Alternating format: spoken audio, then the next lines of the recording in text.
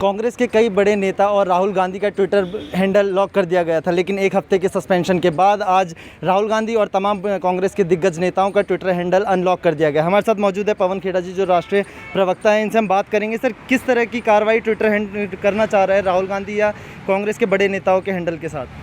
मुझे तो बाकियों का नहीं मालूम, मेरे को अपने हैंडल का मालूम है। मैंने ट्विटर से पूछा भी है कि आपको अगर अनलॉक ही करना था तो लॉक ही क्यों किया आपने, और ट्वीट हटाकर कुछ साबित करना था तो इतने दिन क्यों इंतज़ार की, पहले ही हटा देते, लॉक करने की आवश्यकता नहीं पड़ती। तो ट्विटर को कई सवालों के जवाब अभी देने हैं अपने उपभोक्ताओं को।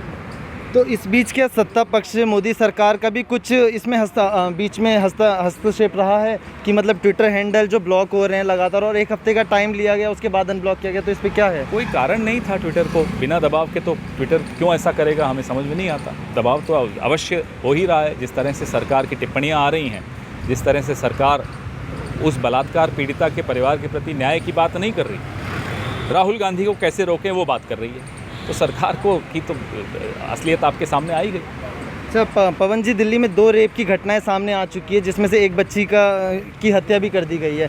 दूसरा मामला त्रिलोकपुरी से आया है, 6 साल की बच्ची के साथ रेप हुआ है।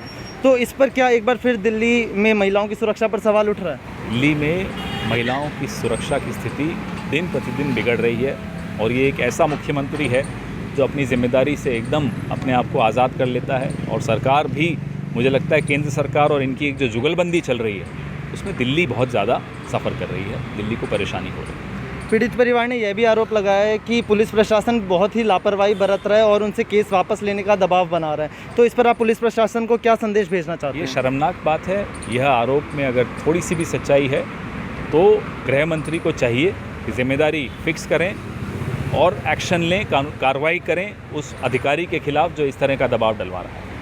तो ये हमारे साथ मौजूद थे पवन खेड़ा जी, जिन्होंने बताया कि ट्विटर के मामले में और दिल्ली में जो रेप की 2 घटनाएं आई हैं उस पर किस तरीके से मोदी सरकार और केजरीवाल सरकार लापरवाही बरत रही है। सनराइज न्यूज़ के लिए मैं विशाल, धन्यवाद।